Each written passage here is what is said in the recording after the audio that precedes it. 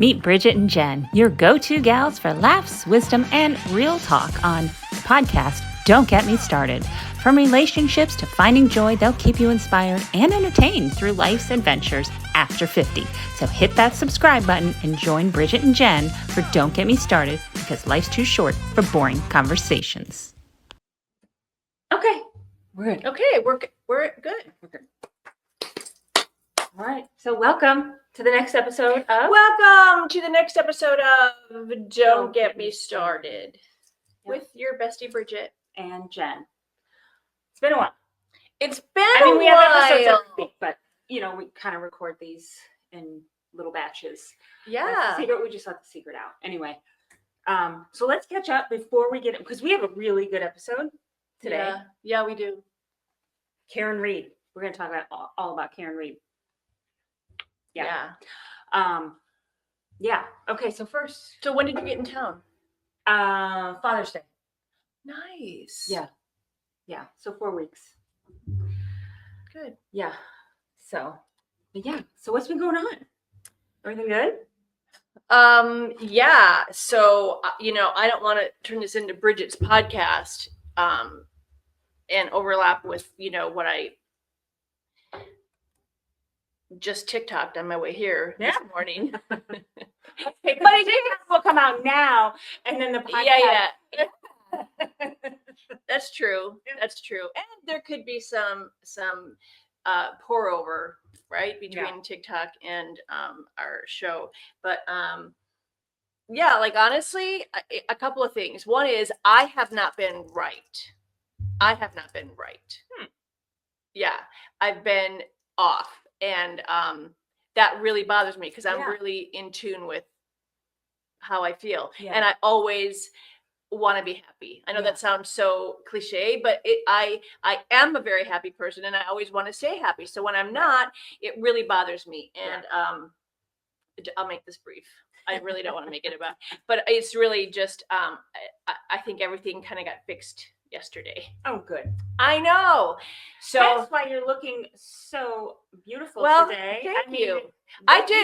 These are your colors. Thank you. I've been saying on my social media that I'm still not today. I feel much better, but I feel like in an ugly phase. Like and it didn't help that I didn't have any makeup on, but I just was in this funk and I wasn't sleeping. And then therefore during the day I was like narcoleptic. Yeah. And, I guess those are the main symptoms, but my thyroid was off so much so that my girly doc kind of threw her hands in the air and said, I'm sending you to an endocrinologist. Mm-hmm. And that made me happy because it gave me hope. Yeah. And then they don't have me scheduled until October. No, isn't that crazy? It is so hard to get into, because I go to an endocrinologist and my appointments are scheduled a year in advance. But I'm telling you, when I first started 20 years ago going to one, it took months, which drives you insane because you're like, I feel like absolute dog. So I would like somebody to help me, please. So you believe in the endocrinologist and you're happy that you go? Is that correct? God, yeah. Yeah? Okay. Yes, because nothing against general practitioners. Yeah. But when it comes to the thyroid, it is very specific. Okay. And, a lot of the scales or whatever you want to call them that they're looking at, that the general practitioner will look at, they won't test all of the thyroid hormones. Right. They will just do TSH. And then if your TSH is like 4 to 5, they're like, you're good. And they're not testing your reverse T3 and your T, and everything. Yeah. So I learned a lot. I learned a lot yesterday. Because they did, it was a good combo. And I did get lucky because I did have the doc and an intern that happened to be very good at, I brought, my last 3 test results. Mm-hmm. Anywho, so for now, what we've done is, I don't know if you remember, but I was on this thing called risperidone, and it was one of the prescriptions that I've been on for 11 years because of rehab. Yeah. And it was just one of those things I never questioned. But then as, I'm healthier 11 years later, sober, I was like, I'm going to get off of this. I don't need it. And a doc kept saying to me, just, you need to stay on it. It's like, don't mess with the good thing. Right. But I just, there's a stigma behind it. You know, I didn't want to, because I think it's actually like it was invented for schizophrenia. Oh, okay. Clearly, it wasn't prescribed to me for schizophrenia, right. but it just, like I said, it was the stigma. So I did what the internet said, and it took me about 6 to 8 months to wean myself off of it, but I did. Okay. I mentioned that to the doc kind of at the end of the appointment, and they both were like, you should have opened with that. Oh. You should have opened with that. And then he was like, you're going back on it tomorrow. Oh. So after all that work, and I was so proud of myself, that was the root cause, of me not sleeping. Oh. He said, we're all programmed differently. He said, we're all, and you don't know how your life was before you were sober. That's true. Right. I drank till I passed out every night. So who am I to think that I don't need this thing anyway, blah, blah, blah. So I'm back on that. So I think I got a good night's sleep last night. And then he took me off Synthroid and said that it's synthetic. It's made from pigs. Right. And he put me on Armor. It was just called thyroid. Oh. It's called thyroid. And so instead of being on 125 or 150, I'm on 75 thyroid. And that's all I know. Yeah. And I started that this morning. So nice. That's it. Other than that, everything else is absolutely the same as it was last time I saw you. So, but yeah. Oh, goodness. So there were a few things that I have come across that I thought, oh, that would be great. Let's just chat about that in like an opening chat. Okay. I saved them. Hold on, I gotta find them because you know how I am. Where do you find the saved things? I do screenshots, so mine are all in my photos. I should have done that. Okay, here we go. Saved. All right. Okay. Oh, this was a good one. One day your name will be spoken for the last time. Make it count. Okay. Play the movie backwards. Are you living your life in a way that you would be proud of? What do you want people to say when you're gone? And this one kind of hit me because I just lost a really good friend of mine. And I thought about all the lovely things that we were saying about him. You know, he was a great father. He was very faithful. He was a great husband. He was a hard worker. You know, he was very kind. He was very giving, all of those things, right? So it's like, what do you want people to say about you when you're gone? And I think that's a really interesting thing. It is to think about. I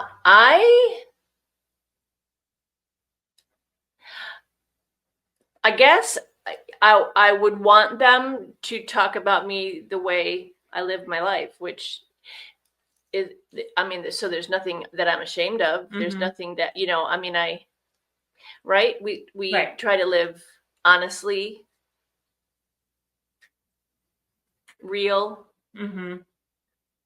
I mean, what did they have anything negative to say about him? No. Yeah. No. So actually, it's more like what you want them not to say about you, right? So I think you and I are good in that category. Yeah. Yeah. But I have thought of that too. I was gonna land my foot. I've thought of that too. You know, like to be written on my tombstone. Although I'm not gonna have a tombstone, but you know, like that kind of stuff. Yeah. Yeah. Something to think about it if you're going through your day, though, for sure. You know, yeah. I think we're good. I think you and I are good in that. Yeah, that thing. That also made me think of something. You know, because you go along in the day, you're in this mindset, and I see it every once in a while, and it's a post like. I sure wish I could talk to my mom today, pick up the phone and talk to my mom, but I can't because she's not here. And it makes me think, you know, am I doing enough with my mom? Right. And obviously I don't think I am, or that wouldn't have stuck in my brain, you know, but it's also like, I have to be fair to myself, because the brain, I think, well, mine, I know. As time goes by, your brain dissolves the negative memories that are attached to certain people, places, or things. Right. Okay. Yeah. I mean, any example could be traveling with kids. Ha! It's awful at the time, or I shouldn't say awful, but stressful. It's difficult. It's difficult. Yes. But then as time goes by, even the kids have fond memories Right. of these things. Okay. Right. So realistically, there's not anything more I could be doing. Right. And no matter what, I suppose everybody's going to say, I wish I could pick up the phone and talk to my mom or my Right. dad or my sister, Right. So, Right. yeah, those things get me sometimes during Yeah. the day. Throws you off your regular train of thought. Right. Yeah. Right. Right. All right, let's get to it. Let's get to Karen Let's Reed. get to Karen Reed. All right. I was sort of a bystander, like I wasn't really following the case. Yeah. But then every once in a while, because I am a TikTok person, and Right. so therefore I do a lot of TikToks and I listen to a lot of TikToks. And a lot of my it's adorable. They're fighting with the chew toy down there. I would see that some people would be like Team Karen, and then some not Team Karen. So I just started paying attention to it, and then my husband and I both got hooked on it, Yeah. and we're watching the documentary and then bringing you to current day, which I won't say too much right now, but to current day, and it's still going on, and what's she doing? So, Yeah. that's a tough one. I mean, do you know enough about it to even? So here's the thing. Yeah, I know absolutely nothing, but that's why I wanted to do this, because I thought I will be the one that doesn't know anything. Cheers. And Bridgit will be the one who is educated and going to tell me all about it. No, I know absolutely. Now, my daughter, she has watched, the documentary and, said, okay, Mom, here's the deal. There's been 2 court cases. And in the first one, it was a mistrial. But I mean, I don't even know what she's accused of. I don't know what when I tell you that I know nothing, I know absolutely nothing. Okay. So here's fill me in. Before I even read your notes, I did see this though, and this is it in a nutshell. Sometimes the loudest courtroom isn't where the truth is; it's the silent doubts left on the jury's desk. And that's our nail salon wisdom, by the way. Oh, sorry, I jumped right ahead into that. But that's kind of where I stand, because Dan and I do watch a lot of, forensic files. Okay, so that's the funny part. That's my favorite thing. Like, I have never missed an episode of Dateline. So the fact that I know nothing about this is very interesting, because usually that type of thing. I don't think it's made it to that yet. Yeah. But okay, so bottom line is, this takes place in Boston. So kind of like the dark underbelly of this whole case is that there's corruption in the police department. Okay. Okay. So really, one of the only things in Karen's favor was that there was a side cover up, which is making her look guilty. Okay.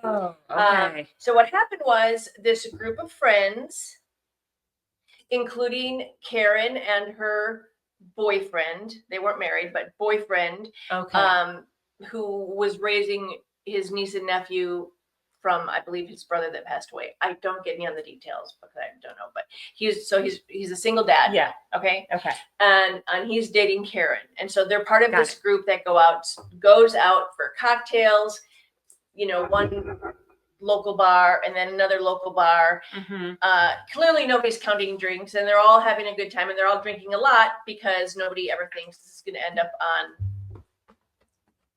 national television. Right. Okay. So they're all getting their drink on. Okay. And then as the night wraps up, one of the ladies invites them all back to her house for a nightcap, I guess. Okay. So this is where the problem is. This is where the problem comes in. Gotcha. So, and it's like one of the worst blizzards in the outskirts of Boston. Okay. Okay. Yeah. So, Karen and her boyfriend were having a drunken argument on the way to this house. And well, now see, there you go. Right. as we always tell our kids, the two things. Number one, nothing good happens after midnight. And number two, Don't add nothing alcohol to good it. happens when you're drinking. Yeah. Anyway, sorry. So they pull up to this person's house. I Okay. guess Karen's driving. Okay. Okay. So her boyfriend, John, I don't even. Sorry. Yeah.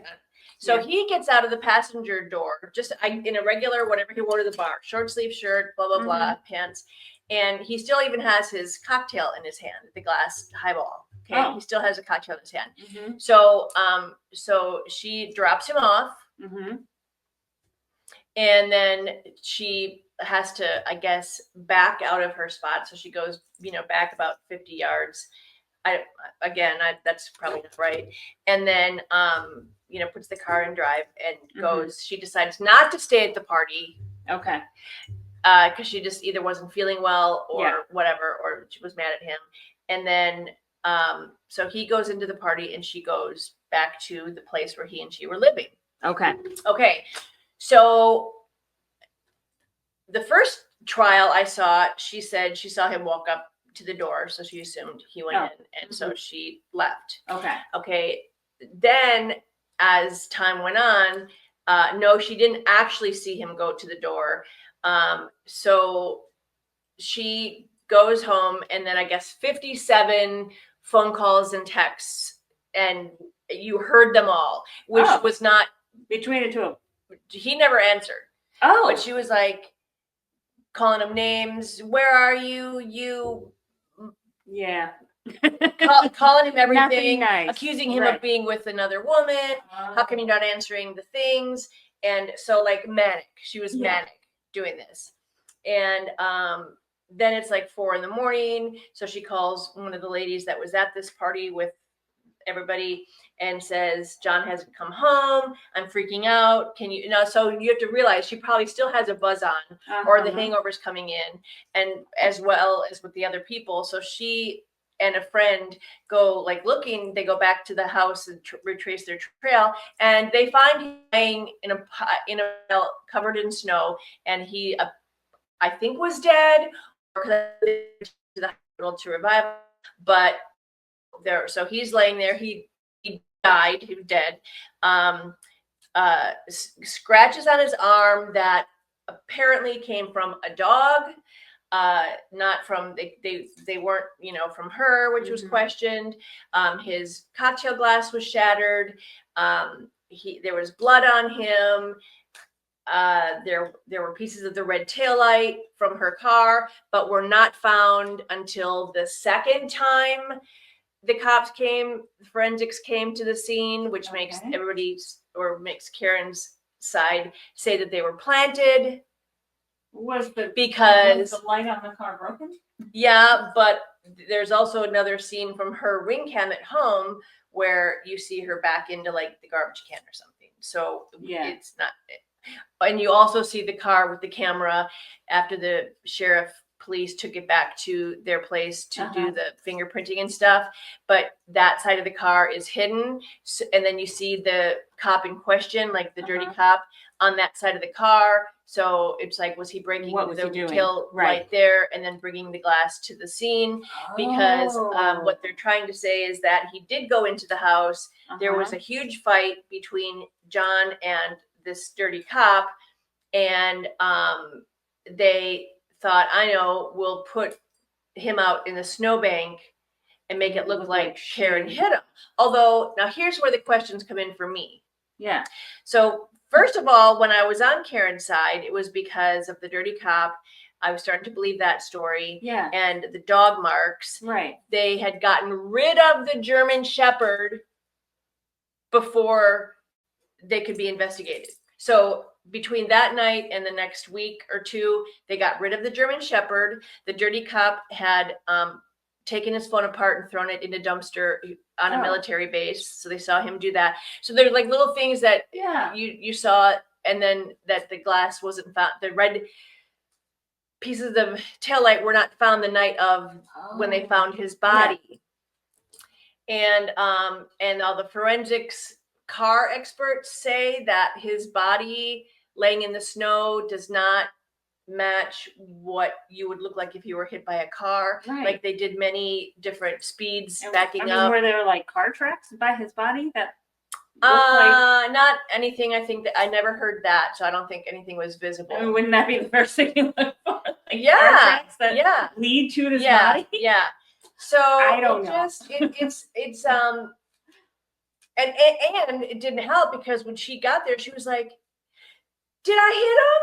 Did I hit him? Oh my god, I hit him! I hit him!" Like she kept saying that, and so that's all recorded. Oh, Like when she went back at 4 a.m, like, did I hit him? Like, did I hit him? So well, that's not good. well, so sorry, but so she's been acquitted. Yeah. Okay, so she didn't get manslaughter. She didn't get second-degree murder. I'm jumping through a lot of like Yeah. 3 years of court things. I mean, first she was accused of murder, Okay. either manslaughter or the other one. You know, so recently she got acquitted and only got like drinking and driving. Okay. And they used her time served or something, which. Okay. Yeah. Well, it was overnight or something, and parole on parole. She's on parole and taking a alcohol course. So that's the case. And I said to Dan, didn't anybody investigate? Like, was there a fight in the house? Because everybody in the house said no, he didn't come in. Oh. And I'm like, well, where are the ring cams from inside the house? Or like everybody's got, you know. And nobody else was ever brought. Oh, and they also had the snowplow guy on the stand who went past the house at a certain time. Yeah. That the body would have been laying there if she did hit him. And apparently he said no, there was nothing in nothing in the yard at 2 a.m. Yeah. That's odd. I know. So it's just a lot of. But she, you know, she's pretty. She was well spoken. She was confident. Yeah. So she had a huge following that all wore like pink. Oh yeah. And you know, they all like helped raise money for her for this whole thing. But it was quite a spectacle. Yeah. But you know, to this day, I'm thinking, like, there's no other. Yeah. Getting rid of the dog. Seeing the dog mark claws on his arm. So you know what I'm saying? Like I keep going back and forth. He got rid of his German Shepherd. Yeah. And he got rid of his phone. That's so weird. Yeah. Yeah, that's shady. Yeah. So anywho, that's rid of their phone. What's the dog? I know. I mean, look at me. Here I'm sitting. I got 2 dogs in the chair. So it's just like, did something happen in the house? Was he attacked by the dog because he was fighting the dog's owner? Right. Oh. And those are very protective dogs. What are we looking at? Oh, a spoonbill. Oh, my God. And the big, pink, beautiful bird just flew overhead. And I was like, sitting here like, is that a flamingo? Is it a roseate? I couldn't tell, but yeah. Yay. Okay. That anyway. So I guess, yeah. That's it. Yeah. Yeah. So you agree with her not going to jail then? Yes.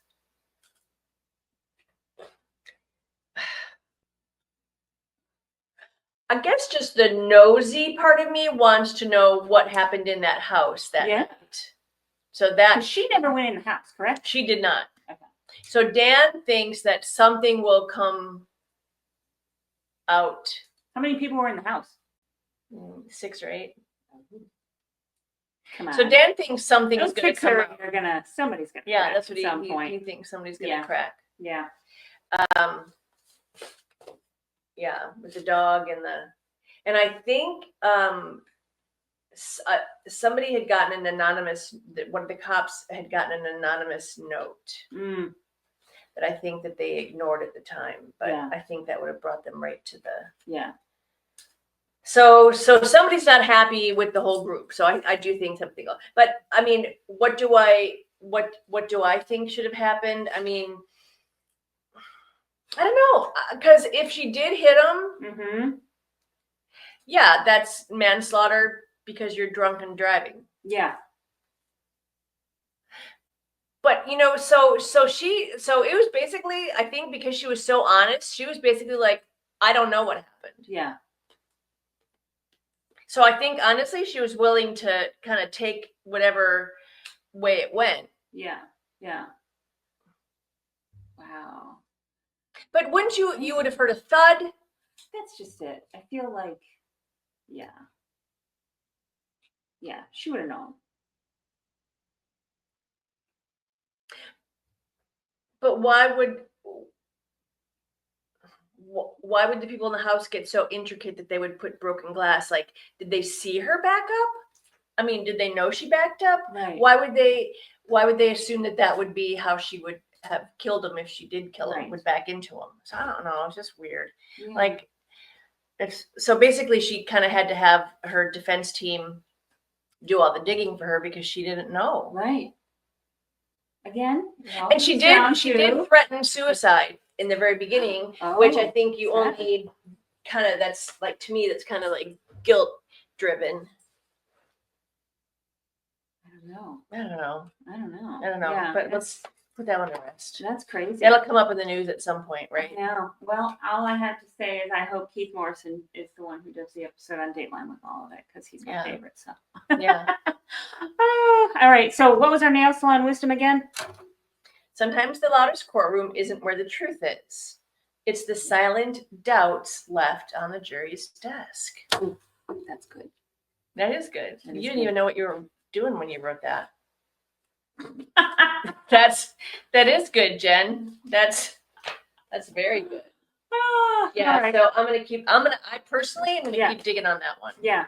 Yeah. I'll let you know if I. And you all can let us know your thoughts. Yeah. If you chime in, let us know what you think, because we would love to hear. Do you have a different perspective, or but be easy on me, because I know I botched the details. I was just giving Jen a kind of a bird's eye view. So that's all we got for this one. That's all we got. So until next week, stay sun-kissed and sassy. Yeah. Sassy. Keep showing up for yourself, and if you rest, you rest. You rest. All right. We'll catch you next time. Love you. Bye. Bye.